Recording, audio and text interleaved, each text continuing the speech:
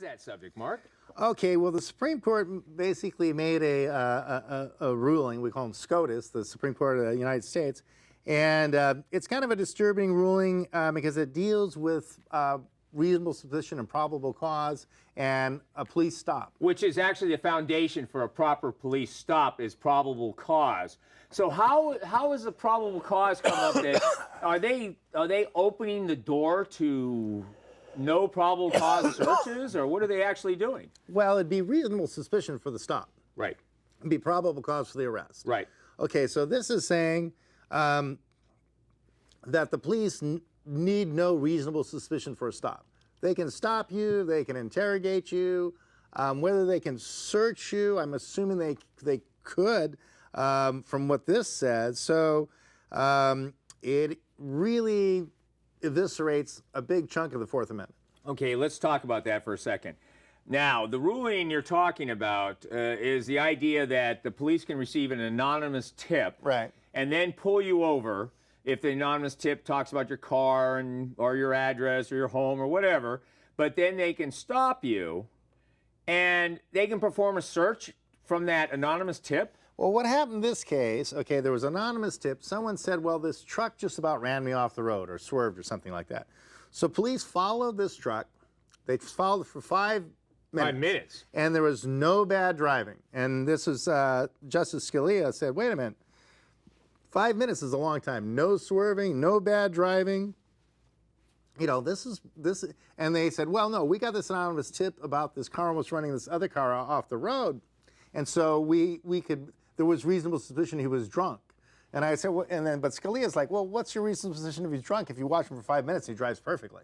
Well, that's the question. Can a drunk drive perfectly for 5 minutes? Not normally. You know, and so...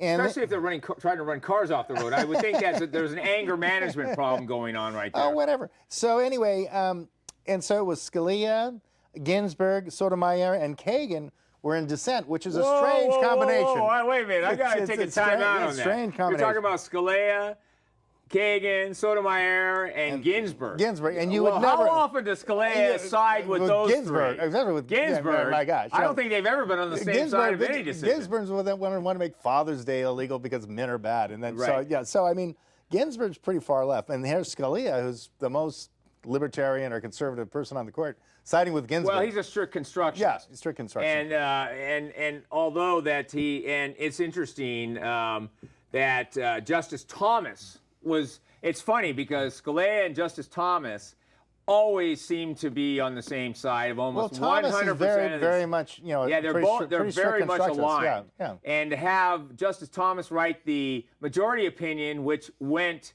with the reasonable suspicion is out the window if you have an anonymous tip, and Scalia is trying to explain why would anyone ever rely on an anonymous tip for any reason when there's no other reasonable suspicion. Well, what the majority said is there was an eyewitness and had reason to believe that this person was drunk. But Scalia came back and said, well, but how do you know that this anonymous tip is even true?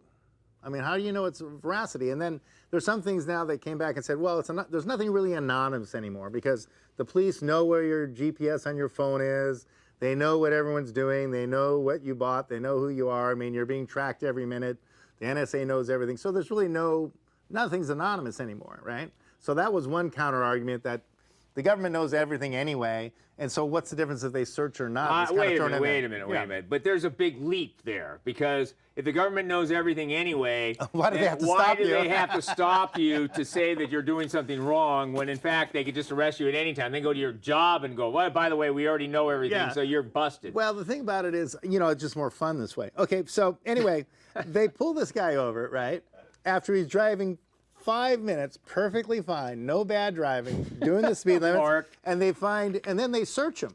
They searched him. Now, what did they find in that search? No, but the thing about it, if someone gets pulled over drunk, I mean, I guess you have the wingspan, right?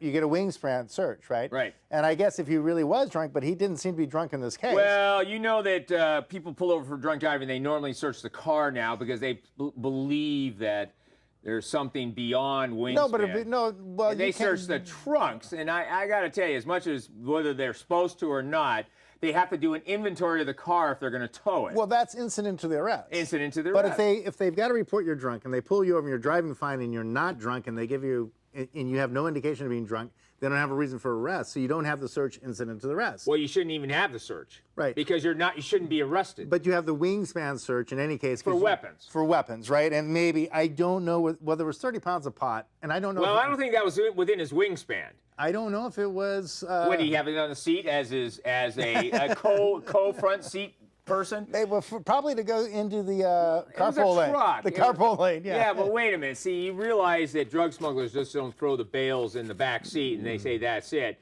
Normally, they're built into the car. And the part I noticed when I read this is where they actually found the marijuana. Where did they find it? I believe they found it in hidden compartments, and they probably smelled it. See, this is a traditional. If it's a drug runner, there's always traditional hidden compartments under the back seat, or in the sides, or in the trunk, or the bed of the truck. Those are traditional places they hide 30 pounds of weed.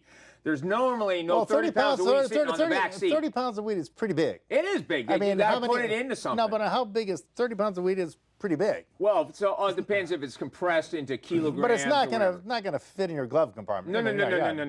It would have to be built into the car. Right. This is a truck. So it's probably like a big suitcase worth of stuff. Well, easily. Yeah, a big suitcase. Right. And depending on what kind of marijuana it was, it'd be bigger or smaller. 30 pounds probably wouldn't fit into your carry-on.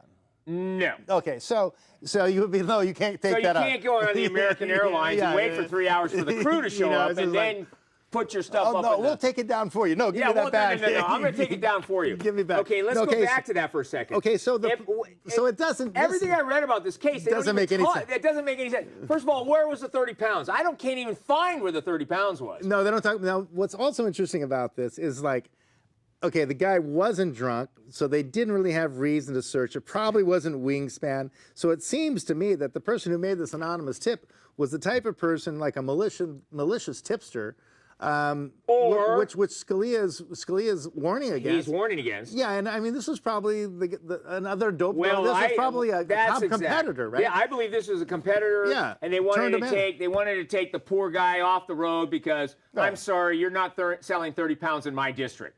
So you're out of here. And so but I mean, it doesn't make any sense the way it came down. Or it could be a disgruntled girlfriend who said, I'm going to bust you because you slapped me. So I'm going to turn you in. Right. And then instead of turning him in the normal light, she turned him in when he's holding 30 pounds, which says, bye-bye, you're going to prison. Now, the question I have, did this anonymous tipster, did this guy have an opportunity, did the attorney of this guy have an opportunity to cross-examine this tipster? And I would say absolutely not. And on that happy note, we should move on to our next subject.